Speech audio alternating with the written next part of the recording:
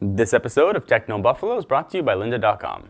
What's up, everyone? John Rettinger from Techno Buffalo here, and I want to give you my first impressions of this guy, the latest to come out of Amazon's labs. This is the Fire Phone.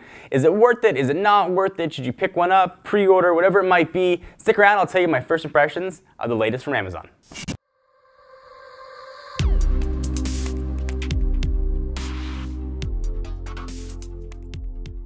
So let me start with a disclaimer. This is not our full review. I've had the device since last Friday, so by the time this is being filmed, I've had it for about 5 days. You know the way we do reviews, you always disclose how long we use them, and I don't feel that 5 days was enough time to get to know a new phone, especially a new phone with an all-new OS, and all kinds of strange things happening to make the phone very unique. I want to give it the full time to know all the nuances. So expect a review in about a week or so.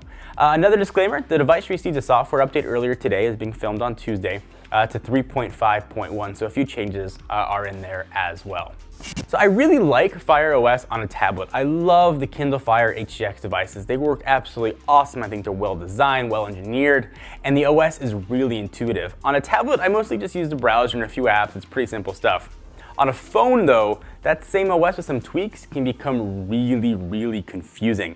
And I was looking at this phone not realizing how to do stuff. And that comes from a guy who reviews phones for a living. Over the past 5 years, I've checked out probably every single major US release phone that's come out. Now don't confuse confusing with not capable. The OS is very capable, but the learning curve here is very steep. It's not like Android. You pick up a device, you know where things are going to be, regardless of what skin is on it, or iOS, you know where things are. This is an entirely new experience, so be prepared for that from day one. So the panel on the left is going to be your main sort of shopping panel. It's where you can access your apps, all your books, and really anything that Amazon has to offer. That's what this phone is really all about, getting you to Amazon. So it's there, it's going to get you to shortcuts to where you want to go, but the main OS is really used to the carousel.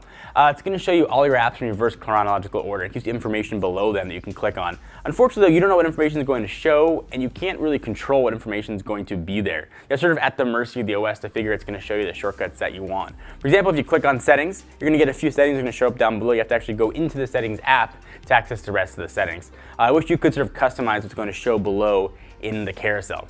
The big thing here with the Fire Phone though is dynamic perspective. That was the first thing I took it out of the box.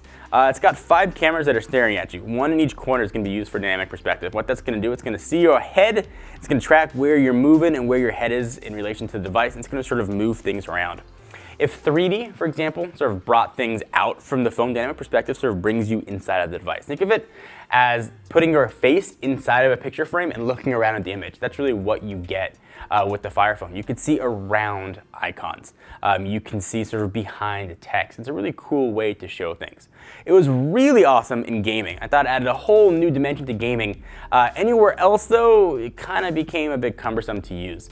It was interesting in maps, and I very quickly was trying to find a way to turn it off, which you cannot do. But the positive thing is that Amazon is opening up the APIs for this. So this could be an incredibly useful feature in the near future, but right now, I just don't see much of an advantage there quite yet. We take a quick break to thank our friends and good peeps at lynda.com. Everybody wants to learn something new, make themselves better, and lynda.com can help you do that. They've got thousands of engaging, easy to follow tutorials that are taught by video experts, and they're all online and all video based. You can learn all the software, creative, and business skills you need to make yourself better. Get off your mom's couch. Membership starts just $25 per month and provides unlimited 24/7 access. Give it a shot for 7 days for free by visiting lynda.com/technobuffalo. That's lynda.com/technobuffalo. We're going to do more testing on the camera, but first impressions, it seems pretty solid, but a little bit slow to take the picture, but it was awesome in low light. Design of the phone looks like any other phone looks nowadays. It's got glass on the back, glass on the front, and it's got a bit of a plastic molding around the side and a gigantic Amazon logo. Firefly is also the main big feature. Essentially what it's going to do, it's going to sort of recognize anything you put in front of the camera. More than that though, it'll do music and start a playlist for you based on that song. You can look at books, all kinds of other stuff. It works as advertised, gets you a way to sort of buy stuff from Amazon. So exactly what it's supposed to do. So these are just first impressions of the Fire Phone. If I was going to do a full review after 5 days on a brand new OS that beyond that got a software update earlier in the day, it wouldn't be fair to the device. So I'm going to keep using it. I'm going to test it, see if I can figure out more nuances, what works, what doesn't work, more shortcuts, easier ways to multitask and things like that. But anything in particular that you guys want to see, leave in the comments down below and expect the review in about a week or so when I feel more comfortable using it. Again, guys, thank you for watching. Hope you enjoyed. Check us out, of course, technobuffalo.com for the latest and greatest tech news. Until then, I'm John Rettinger. See you guys next video. Bye-bye.